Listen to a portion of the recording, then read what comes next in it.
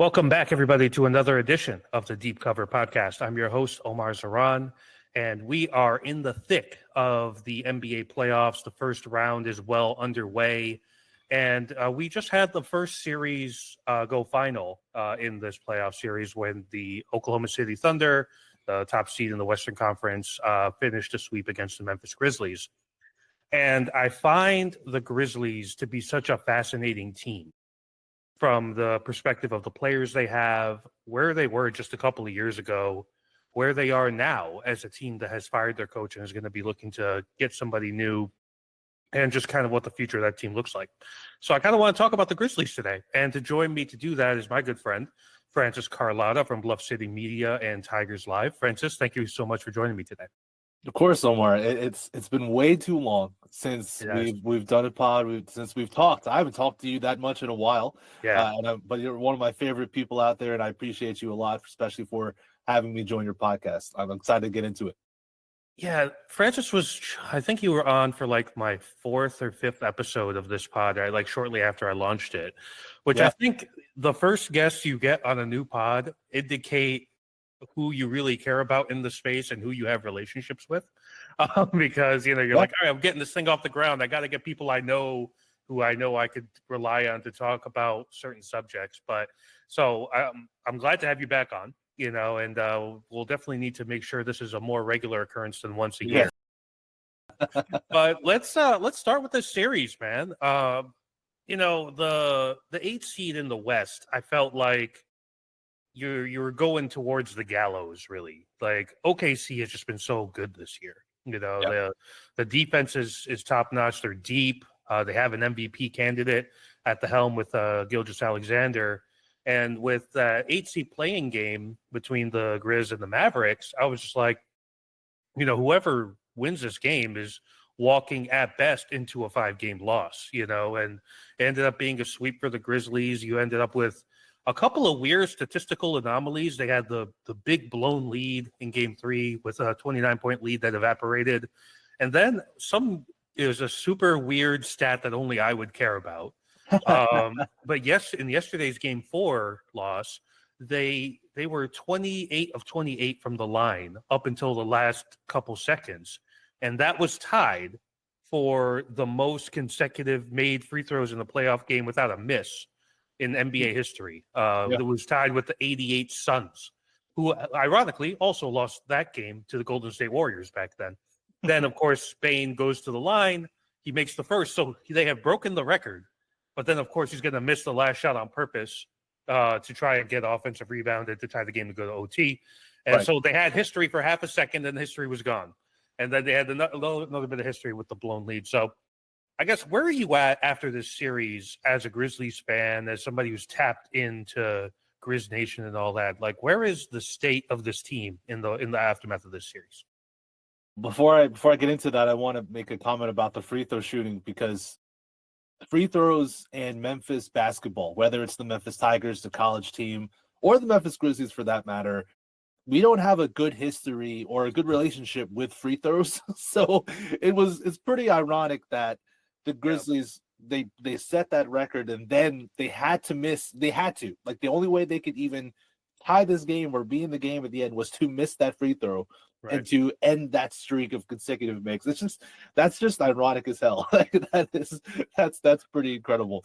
But yeah, in terms of the vibes of the city, the pulse check of the Grizzlies after this series, from my perspective, especially after the Grizzlies lost to the Warriors in that 7-8 game to get the 7th seed for the NBA playoffs, I already knew, and I think all Grizzlies fans knew, that it was over. The Grizzlies were not, even if they won against Dallas to get the 8th seed, they're not going to beat OKC. And that's why you saw the Grizzlies and the Warriors play so hard for that 7th seed. Because in my mind, Omar, and you're seeing it now, Golden State up 2-1 against Houston. In my mind, I think Memphis could have beaten Houston in the first round. I really believe it. At the very least, pushed Houston to 7 games and gave Houston a real run for its money to pull off the 2-7 upset. I really believe it. So the fact that they lost that game to Golden State put them in that 1-8 game against OKC. an absolute juggernaut of a basketball team. Oh, I mean, come on. Their defense, Omar, you mentioned it earlier, just stupid good. The amount of versatility, the amount of switchability, how disciplined, how well they swarm to the basketball, and how great their hands are at just getting deflections, getting steals, blocking shots. It's incredible. I was talking to a friend of mine when I was watching game 3, where after Ja goes down, and we'll talk about Ja later. But I was telling my friend that the Grizzlies are trying to mismatch hunt Alex Caruso. Alex Caruso, a guy who's been a first-team all-defense. He was second-team all-defense in 2024. That's who the Grizzlies were trying to find on the offensive side to attack him. It's literally pick your poison, because the Thunder ran a lineup of was it Caruso, Shea, Jalen Williams, Dort, and Chet. Mm-hmm. And it's like, with those 5 guys, who the hell do you go after on the offensive side?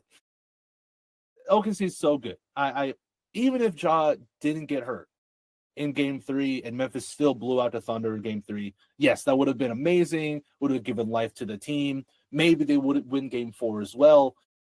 But I still think OKC is too good. I still think they were too good. They're too good to make adjustments. They're too talented. I still think they would have won the series in 5 games or 6 games, or hell, maybe 7 if Memphis pushed them to 7.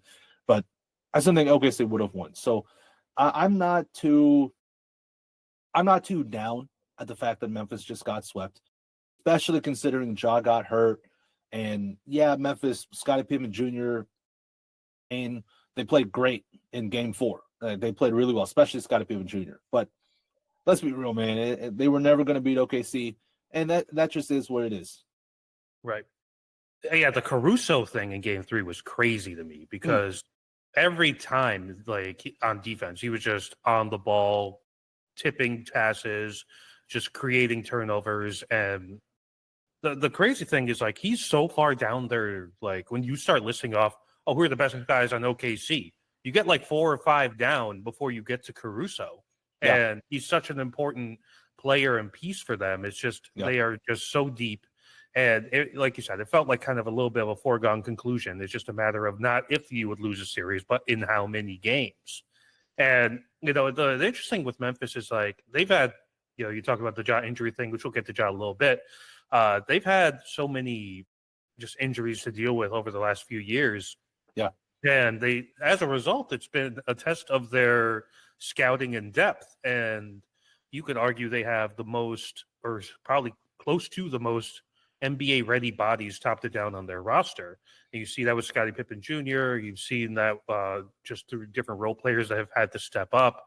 But as of right now, you just don't have the firepower to deal with a team like the Thunder. I want to talk a little bit before the playoffs started. And this is something that's really been bothering me. And a lot of people online, I think, disagree with my premise on this. But both the Grizzlies and the Nuggets fired their coaches with just a week or a couple weeks before the playoffs started. And, for the Grizzlies, Taylor Jenkins, I think, respected around the league. But there were cracks in the foundation, it seemed like. There was just cracks in his communication. His message to the players maybe grew a little stale. But for me, I hate when what does the firing of a coach 2 weeks before the playoffs really accomplish? If your team's so fractured anyway and you're going to lose in the first round, then just like ride it out and fire him after the season. For me, I just don't see the point. When is that going to give you upper hand on the next candidate, when most of the next candidates are probably still coaching as assistants on playoff teams? You know what I mean? Like, that was my perspective. And people are like, well, if the marriage isn't working, you just got to get out of it, right? And so for you, do you think that the timing of Jenkins being dismissed was okay? And second, do you think they should have fired him? Yeah, I'll address your direct point first, because I am on the flip side of the argument, so, especially with your point saying if you fire Jenkins, or sorry, if you just keep Jenkins, if you're going to fire him anyway, just give him the time, let him get swept, just give him time.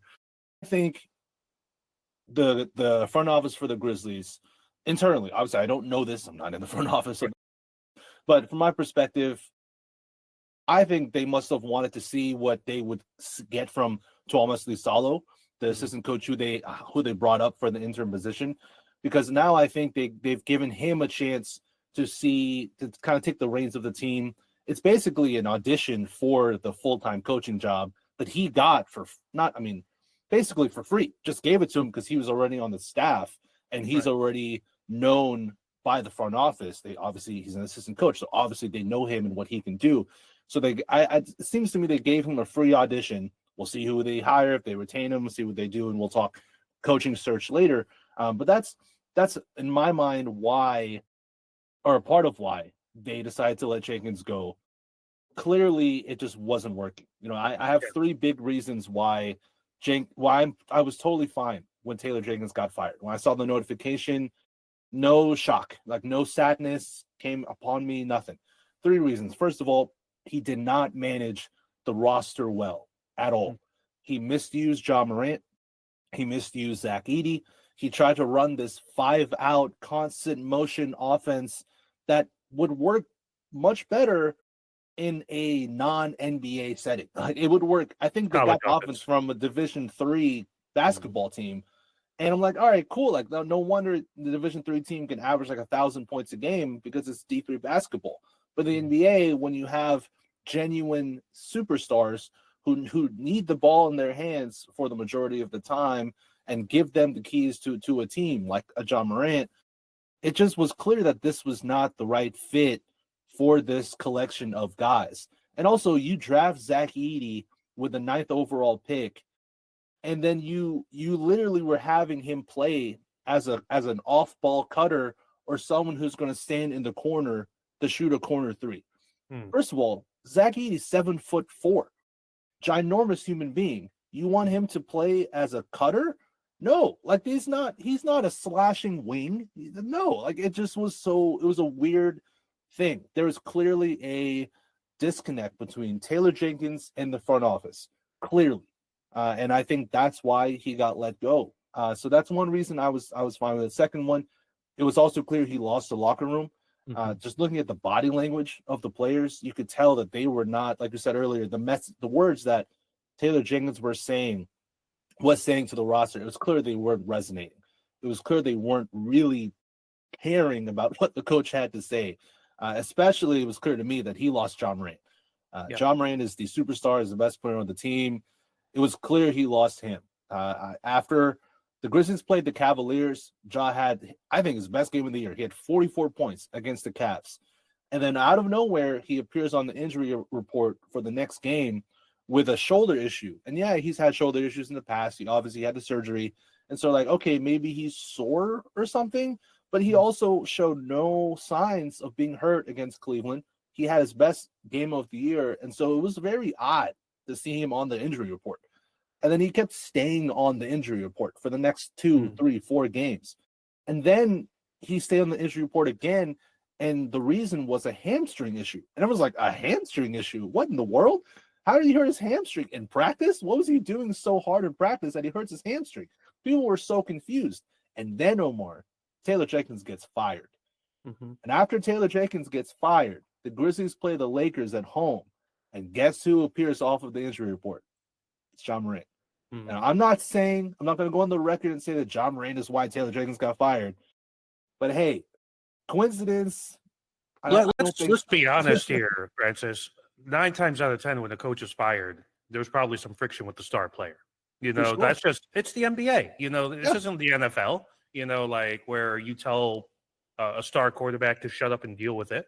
This is the NBA where it's a star player driven league. And Ja Morant is a star player, a superstar player in this league.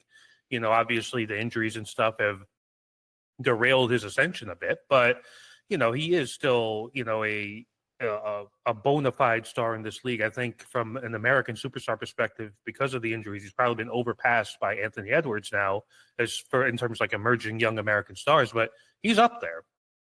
I think my biggest concern is like, if you like the fractures for this team were there early on, right? It wasn't like all of a sudden with like 10 games to go, it became apparent.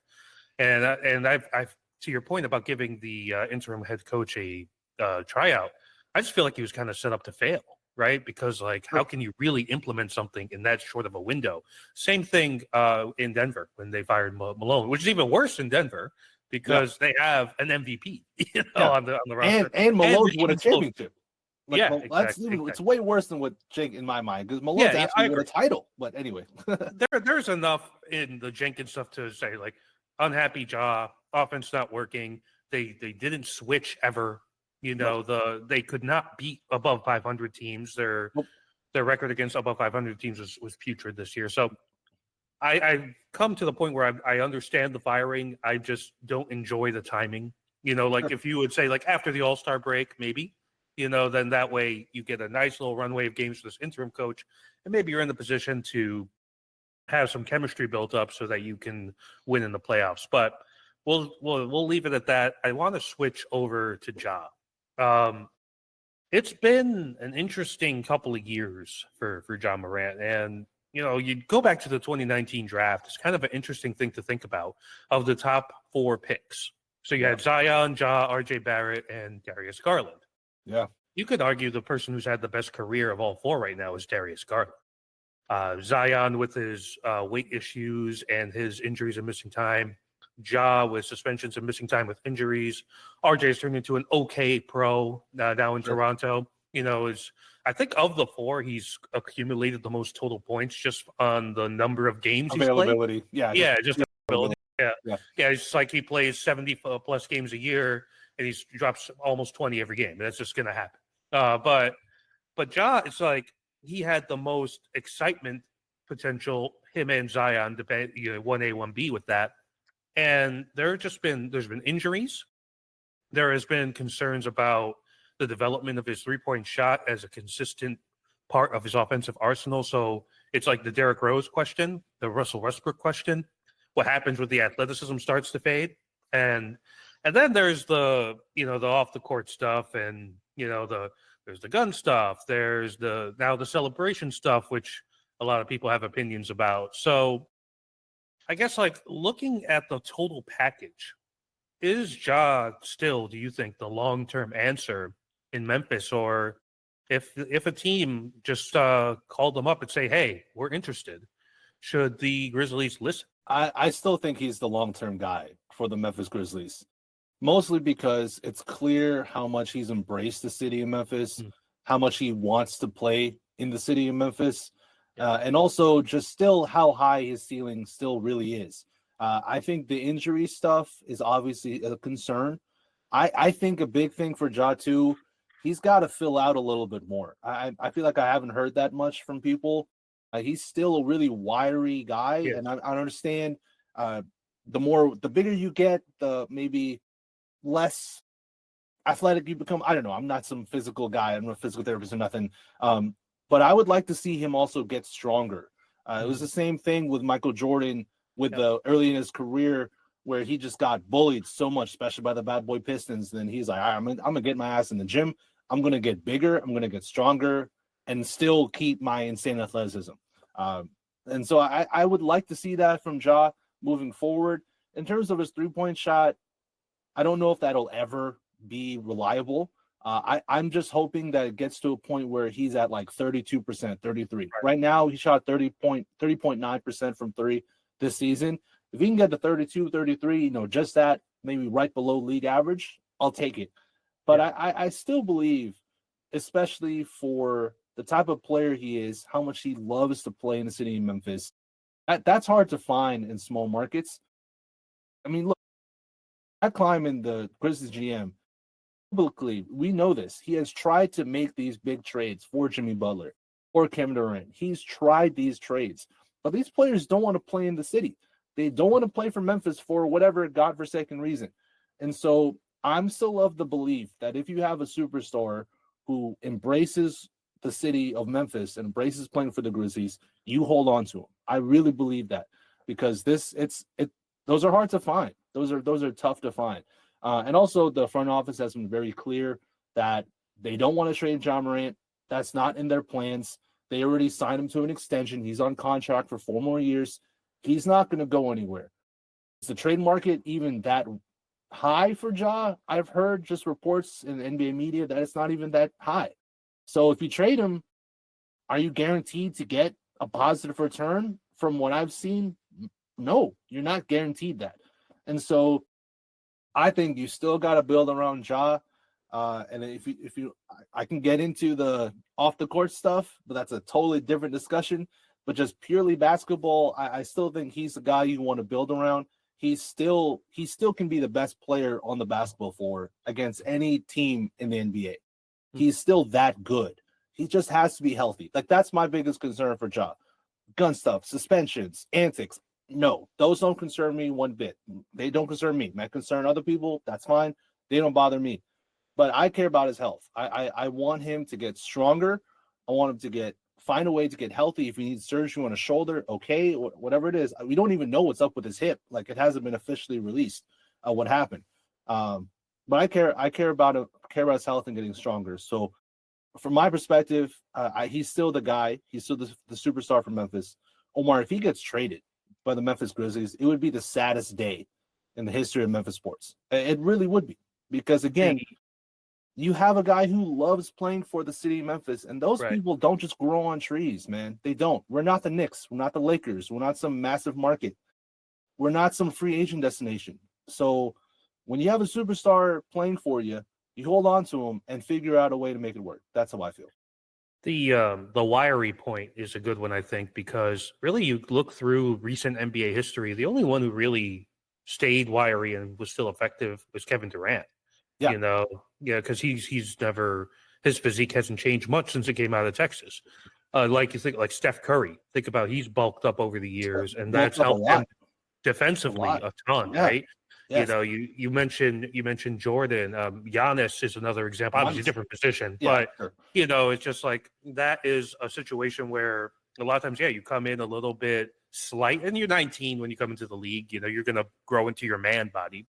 That is something I think should be a priority for him.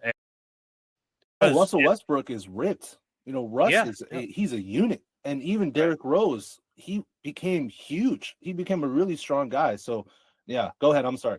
Yeah, I mean, you just go through it. Like Jason Tatum, that happened. He was super kind of narrow when he came out of Duke. Now he's got he's more mass, and it allows him to take the contact and find his spots and all that stuff. Real quick, I do want to touch on the celebration stuff. There's been a lot of opinions on it, and is the league a little too sensitive to it? Probably. I think also, though, you could argue that for Ja, you got to know who you are and what people expect of you, and know how people are going to view you based on your history. So, do you think he's kind of been maybe a little either foolish or immature in just kind of doubling down on doing these celebrations, or is it just much ado about nothing? I mean, for me, you already know what I'm going to say. I think it's just much ado about nothing. It's right. The especially the gun celebrations. We'll talk about that. But first off, there are tons of dudes who do the same celebration. Everyone does it. Everybody does it. You saw. I shared a clip on Twitter that damn near went viral of Dyson Daniels literally doing like a spraying a gun at the bench of the Pelicans. I think that's who they play. I think I could be misremembering, but I think it's against the Pelicans. He's literally spraying a clip of a fake gun into the bench. What are we doing? Like, and I get it. It's Dyson Daniels. It's not Ja Morant, but who, in my mind, it shouldn't matter too much. It shouldn't matter like who it is. People do gun celebrations since the beginning of time, like for basketball. That whatever. I've heard the argument from friends, from other people, and you just touched on it as well. It's still Ja Morant. He's a different guy. He has issues before. I've heard on the Dan Patrick show, and this bothered me. He said that Ja Morant has priors, and I'm like, you use language like that, you're basically likening him to a criminal. Like, he's not a criminal. He's never been charged with any crime. He legally owned the gun. It's like you're talking about him like he's somebody who's been arrested. I understand the other side of the argument. I'm just not on it. I don't buy it. I think it's unfair. I think it's a bit racist, and I don't think it's a fair thing to bring up. Ja's just trying to play basketball and have fun. they healed to the gun celebration first, Adam, and Ja just responded. Then Ja has the meeting with Adam Silver, and he does it again. He gets fined, whatever he gets fined. And then he does the grenade celebration. And that to me is hilarious. Like, that is so funny to me that he's like, nah, screw it. You don't want guns? All right, cool. I'll do a grenade. And then we can get into the layers of guns in America and how the people who are upset about Ja Morant doing a gun celebration are probably the same people who really value their guns, like, who really value being a gun owner in this country. It's probably the same. If you did a Venn diagram, it would be the center, like it would be the middle. But that's getting really far into it. But for me, it's much ado about nothing. I just want Ja to have fun, be healthy. I don't think it's immature. Were there things he did in the past that were immature? Of course, but I think he's grown. I think he's just trying to play basketball and have fun. That's how I feel. Yeah, it's like sometimes I think the NBA is a little too sensitive about this sort of thing. Going back to like the Gilbert Arenas stuff. Even like when the Wizards became the Wizards, when they used to be the Bullets. And it's just kind of like, I feel like sometimes they're a little too aware of that sort of thing. Like I think about like I used to play, I still do actually, all the EA Sports college football games. Yeah. And I don't know if it's still the case. I haven't played with this team in the game this year. But it used to be if you had Texas Tech and you would score a touchdown, it would have the unique like guns up salute or whatever that Texas Tech does, and like their mascot does it. Whatever. It's like, it's kind of like it's a part of sports celebration. And I never thought. I don't think there's ever really an intent there. I think he's being targeted a bit there. But I do want to kind of talk about. You very alluded to this about his importance in the context of Memphis as a city.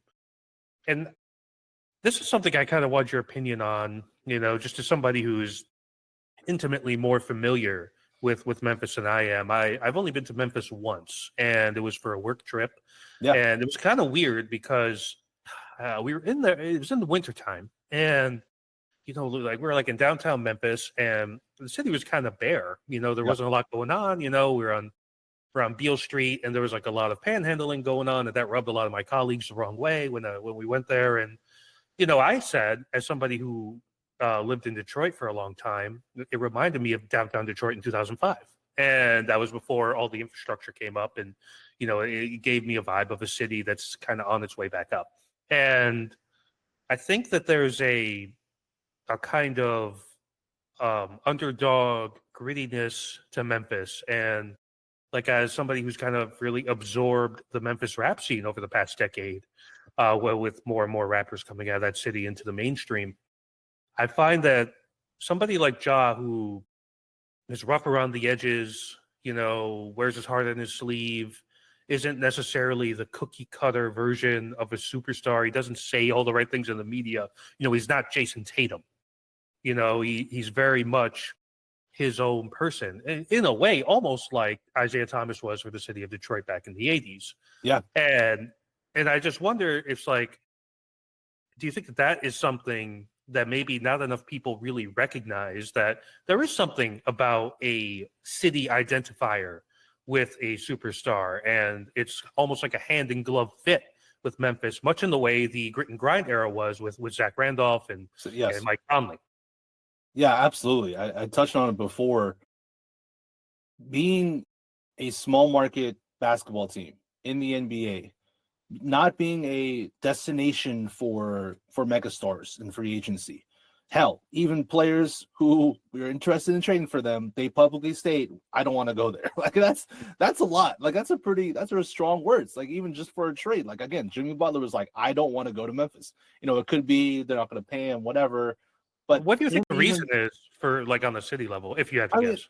No, my guess for, well, do you mean why do I not think Jimmy wanted to come to Memphis, or why people don't? Stars in general. Yeah, stars in general are averse to it. Is it just because it's a small market, or people want to go to Oklahoma City? That's a small market too. Yeah, I don't, honestly, man, I really don't know. Like I wish I did. I wish I could be definitive, like this is why. I think the city of Memphis is fantastic. I think it's an amazing city with an amazing culture, amazing food, lots of things to do, and there's a lot of deep-rooted history to the city of Memphis as well. I don't know. If I knew what it was, I that would be great. But I don't know what it is. Team wise, I think like for Butler specifically, Grizzlies weren't going to pay him the contract that Jimmy was looking for.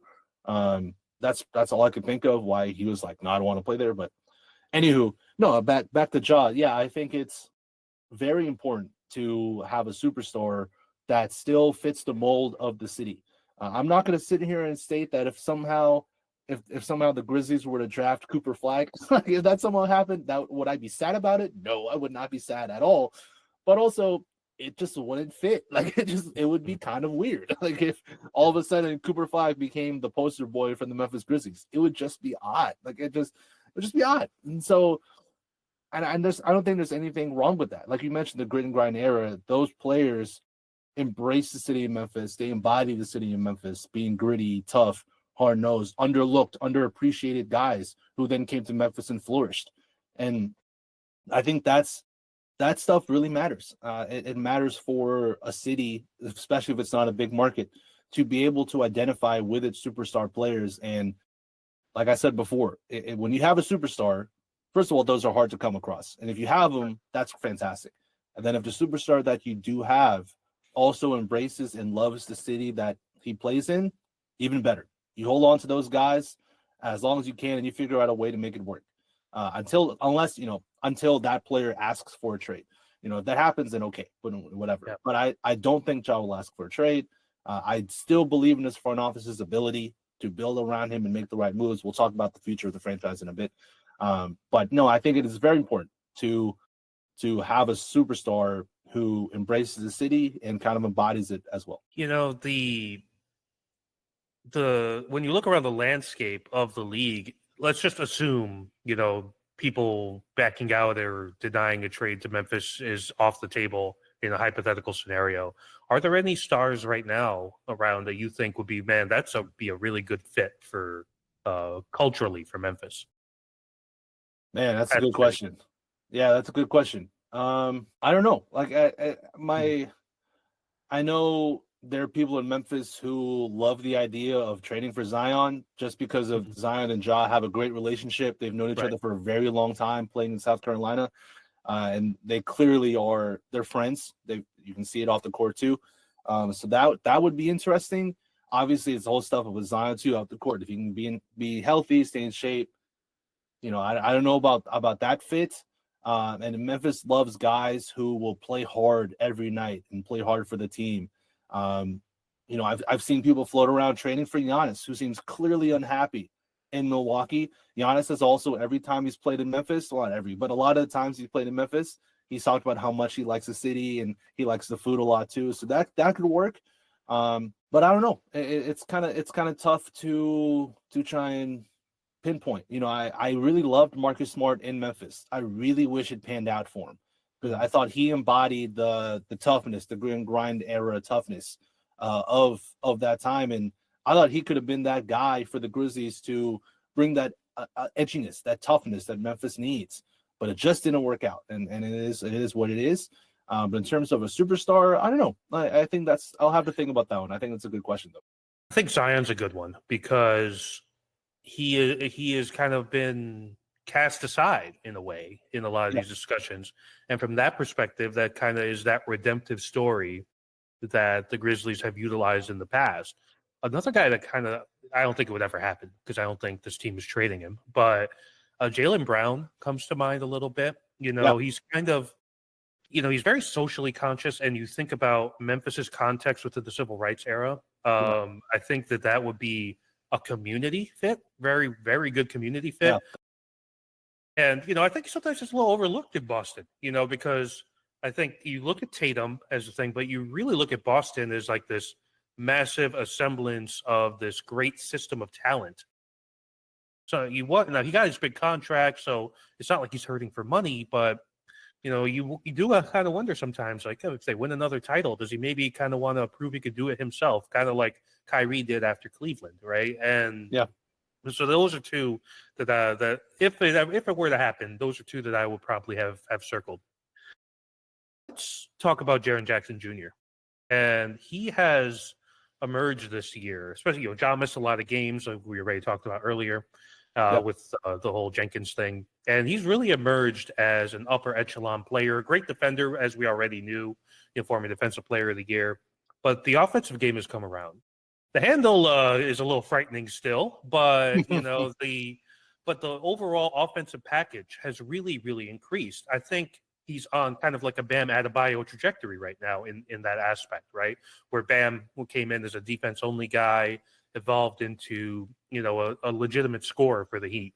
And I think Jaren Jackson is kind of on that path and maybe even beyond that path. So let's just say, I know you said that Ja is the future, Ja is the guy. Is there a universe where it's actually Jaren Jackson that's the guy? Well, I think there definitely is a universe, and you saw that for long stretches of time during this season, where Jaren looked like the best player on the floor, even when Ja was playing and healthy, just because of Jaren's ability to impact games on both sides, on offense and defense. He had a better year shooting the three this year as well. He became much better in the paint, much more efficient scorer. His usage rate went up by a lot. Last season, it was 30.4% usage rate. This year, it's 28.1%. But you think about before that, his highest usage rate was 25.9%. And last year was when Ja didn't really play at all. So, of course, Jaren's usage rate was at 30%. And so the fact that his was at 28 this year is a testament to how important Jaren was to the team this season. I even think he was a little underused this year as well. I think I would love to see his field goal attempts per game go up more. I want to see him get more involved in the offense because I think he is an incredible player. There definitely is a universe where Jaren becomes the best player on the team just because he is more multifaceted. He can do a little bit more a lot more defensively on that side of the ball, and a little bit more offensively if Ja's shot isn't falling and Ja's not as efficient or finishing at the rim at the clip that we know he can. Then there are times where you can look at Jaren and be like, yeah, he's even the best offensive player on the team. So, yeah, there's a universe of where that occurs. But, Omar, I don't want to live in that universe. I don't. I don't want to live in that universe where Jaren is the best player on the Memphis Grizzlies with Ja Morant on the same team. Because I still believe for Memphis to reach its peak, Ja has to be the best player on the floor. It could be a 1A, 1B where Jaren matches Ja's greatness. I think that would be fantastic. But this is still Ja's team. I've said this before. I took it from a colleague at Bluff City Media, Anthony Stain, on the Anthony Stain show. He said the same thing where he doesn't want to live in a universe where Jaren is the best player on the Grizzlies if Ja's on that team as well. And I'm with him. I don't want to live in that world because, again, like I said before, I'm still the superstar. He's still the guy.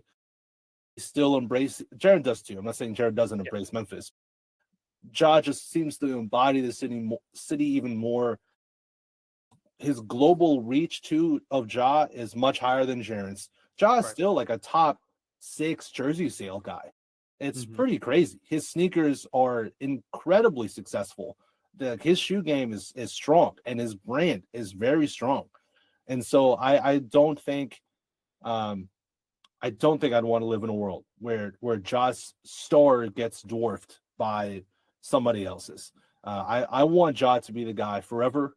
I want the Grizzlies to win a title with Ja Morant winning Finals MVP. Well, hell, if they win a title, I don't care who gets Finals MVP. But it would be cool if Ja got it too. Right.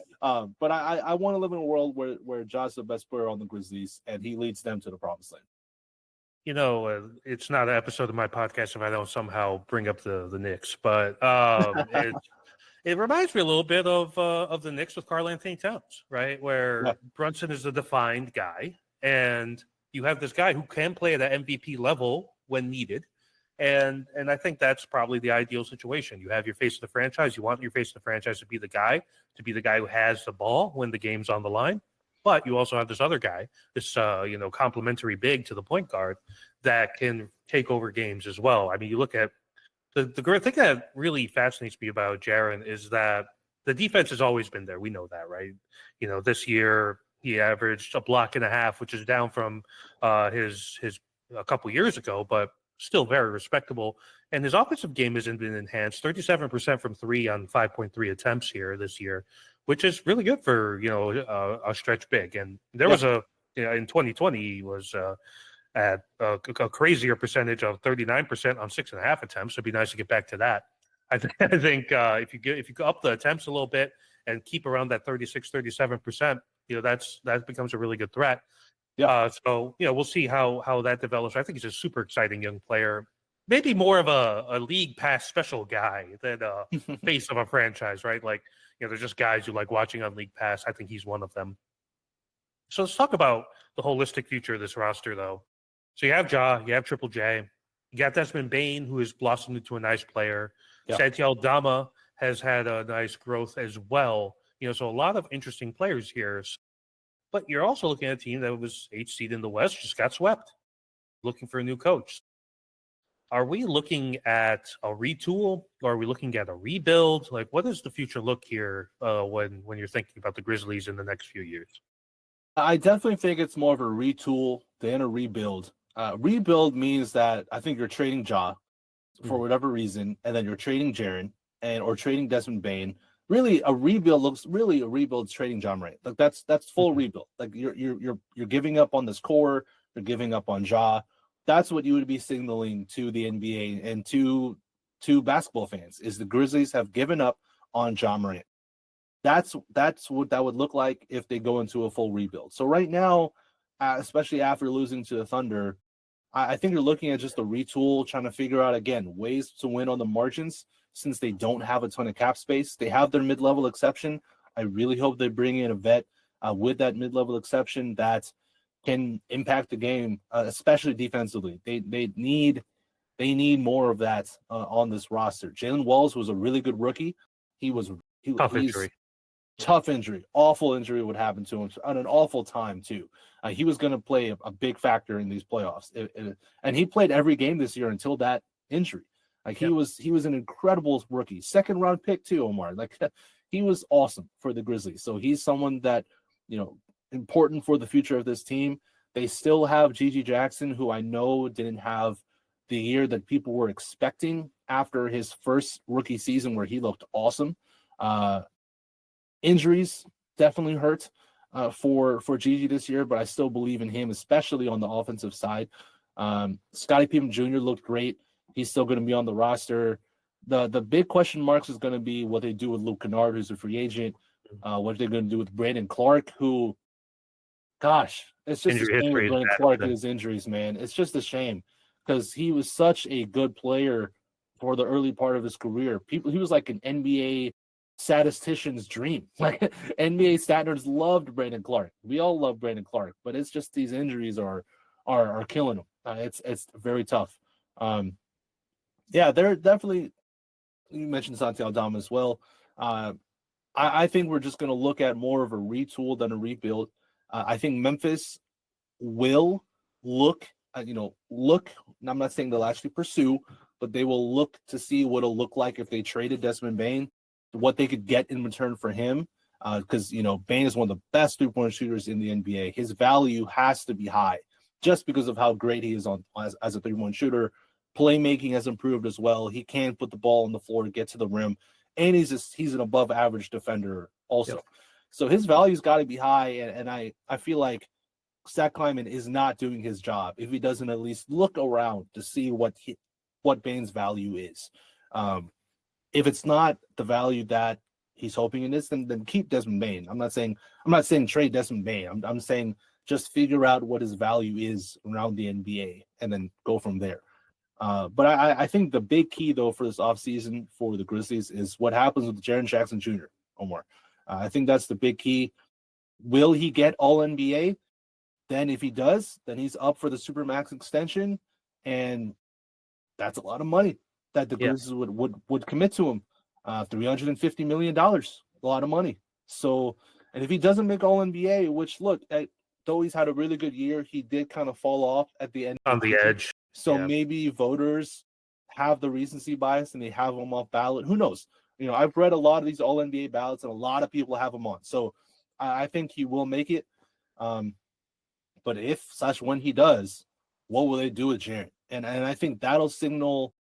It'll be easier for me to answer this question of the future of the Memphis Grizzlies after we see what they do with Jaren Jackson Jr., how much money are they going to pay him? Are they going to pay him the Supermax? Or are they going to negotiate with Jaren for a more team-friendly deal, which is what Jaren did after his rookie contract. He negotiated a more team-friendly deal that was descending year after year, and people were like, oh, Jaren, what a team guy. Amazing move by Jaren to agree to a team-friendly deal where the contract was decreasing. Will he do that again with him possibly in line for a Supermax? It's a lot of money, Omar. It's $100 more million. Like, I get it. It's a lot of money. So it'll be easier for me to definitively answer that question after we see what Memphis does with Jaren. But I don't think it's a rebuild. I think it's a retool. I think they're trying to work around the margins. Maybe they trade into the first round. Maybe they do some sign and trades with some role players and consolidate. We'll see. But they got to do something. They have to do something, and I'm very excited to see what that is. 2 points here. I think the Jalen Wells pick really just reinforces the fact that this team has been really good at scouting. Yeah. Scouting college players and operating with these, non-lottery picks and being able to salvage them. Like you look at Bane. He was a later first-round guy, and he's turned into a really good player.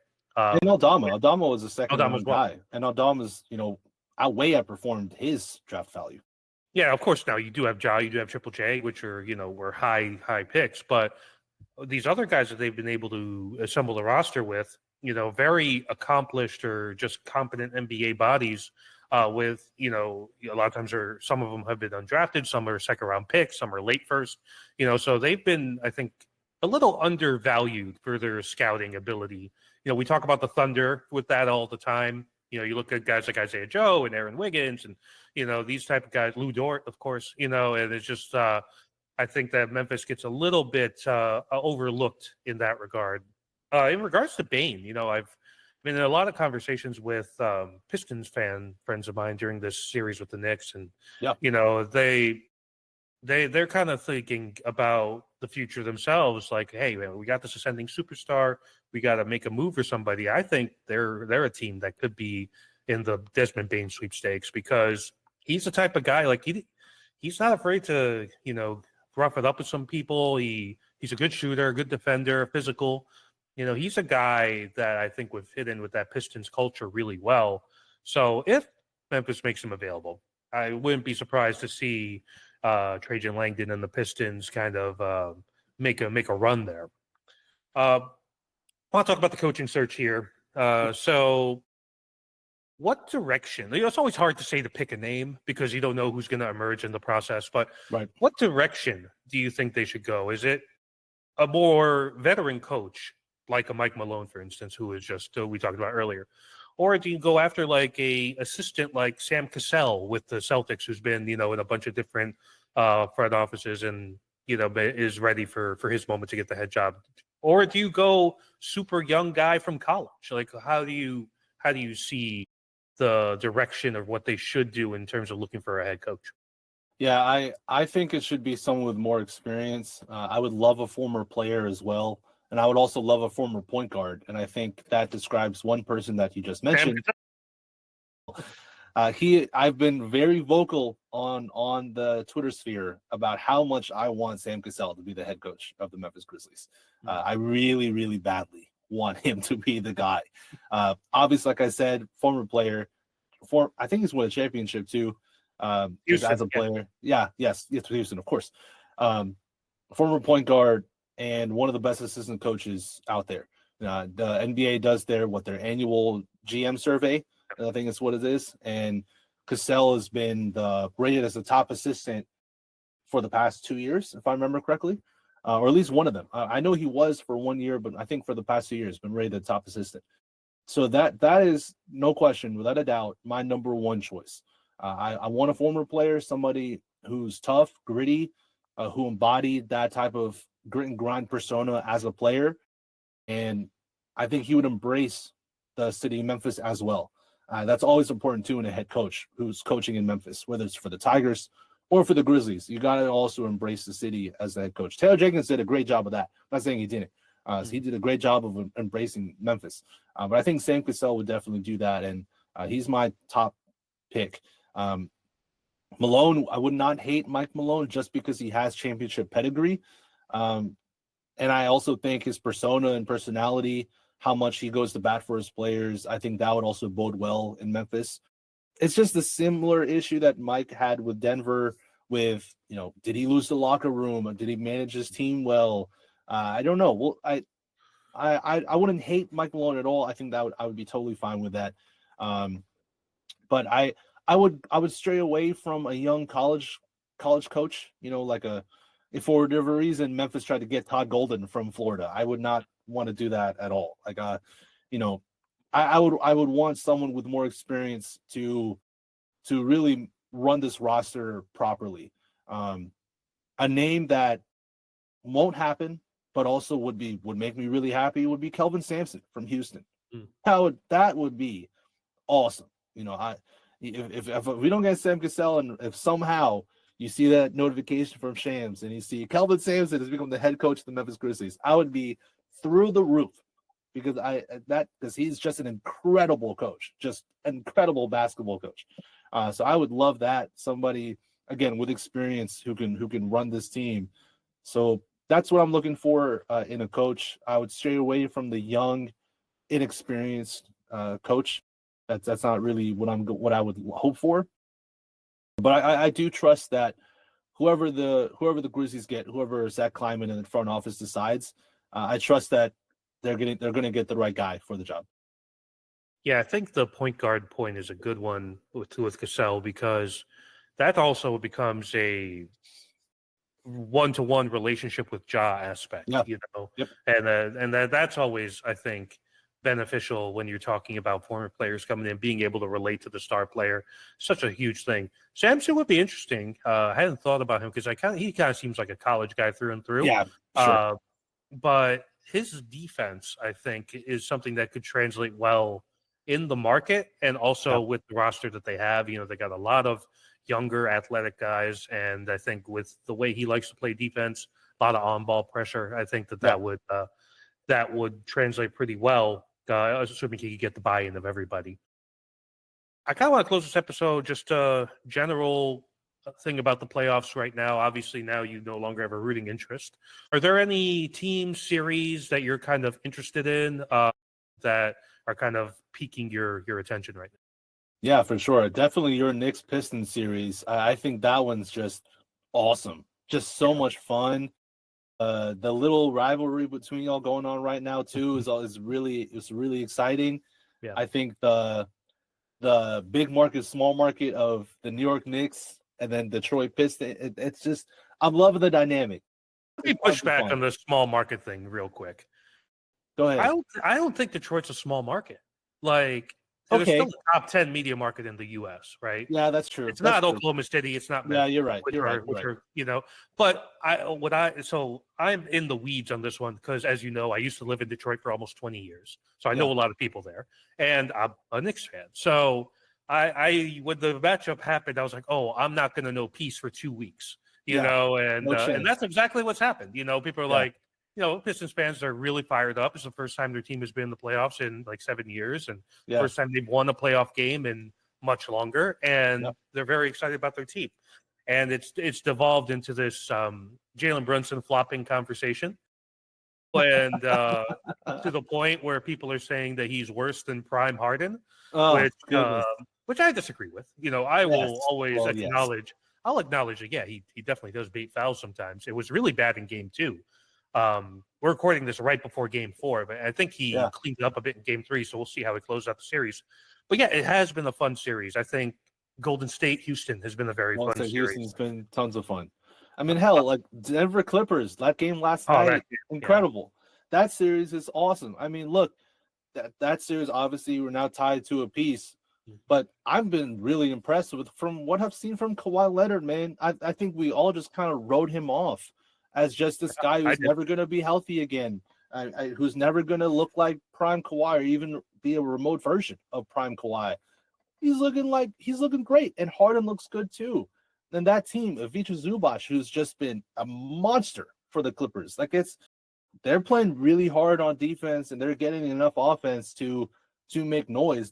That Denver Clippers series, is awesome. That's a really fun series, and whoever they face in the next round, well, am I tripping? Yeah, I'm tripping. They're gonna face OKC in the next round. OKC, Yeah, they're gonna face OKC. I'm sorry.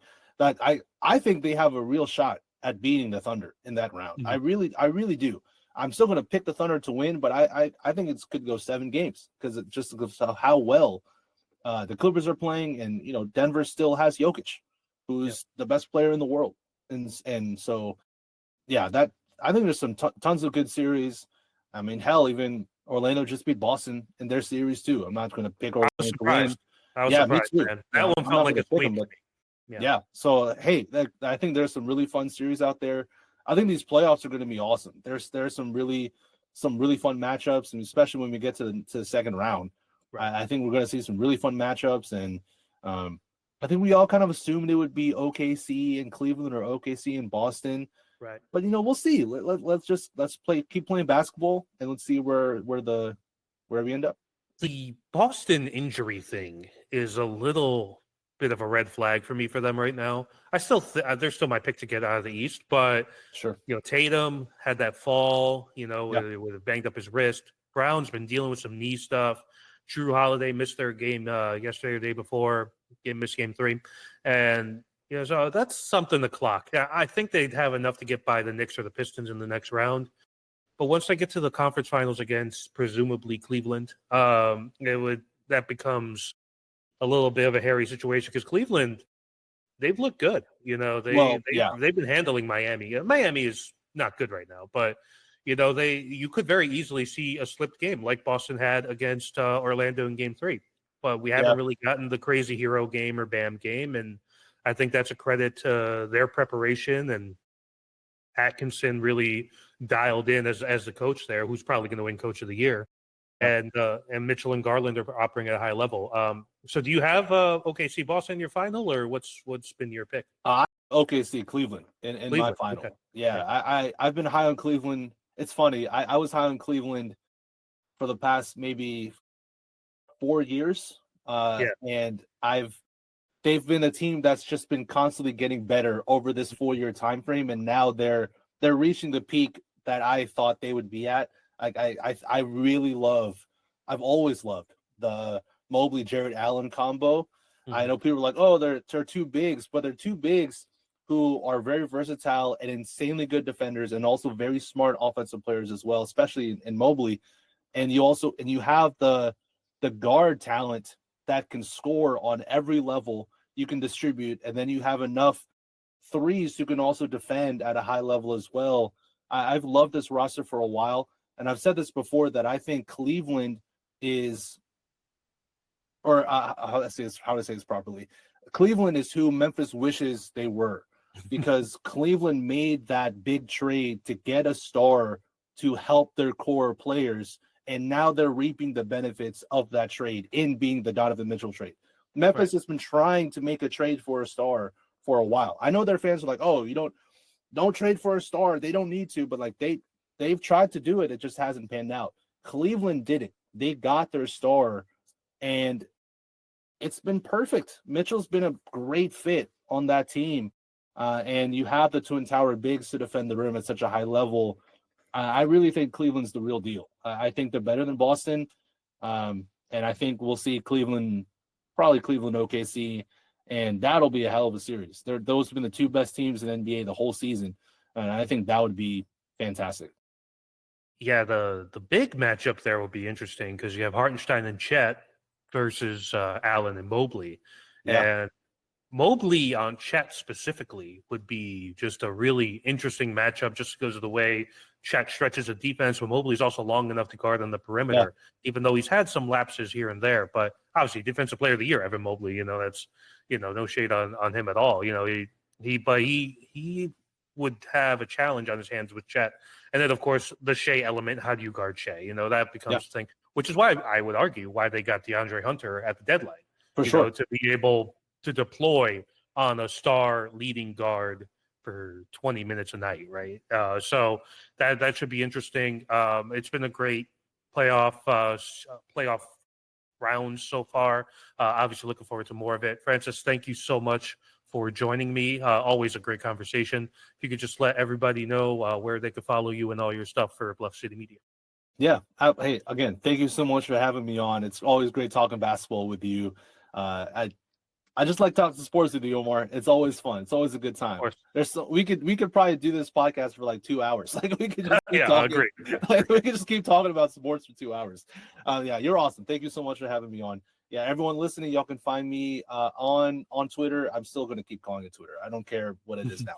You can find me on Twitter at Slugga Sports. That's at SLUGGA Sports. I host Tigers Live, which is a live post-game show after every single Memphis Tigers basketball game for Bluff City Media. You can find Bluff City Media on YouTube, also on Twitter, but go find us on YouTube, subscribe to us. We do amazing content covering all Memphis sports and just sports in general, but we do a great job covering Memphis sports on wall to wall. We cover it all. And so definitely if you're a sports fan, if you love Memphis sports, and if you're not, whatever, if you are, great, then go subscribe to Bluff City Media on YouTube. Find me on Twitter at Slugga Sports. And yeah, that's where y'all can find me. But again, Omar, thank you so much for having me on. Thank you, Francis. If you are interested in following this podcast more, we are on Apple Podcasts, Spotify, and YouTube. You can also catch all of my written pieces on deepcover.substack.com. Thank you, as always, for tuning in for another episode of the podcast. Thank you again, Francis, for joining me for this great episode. And everybody else, we will see you next week.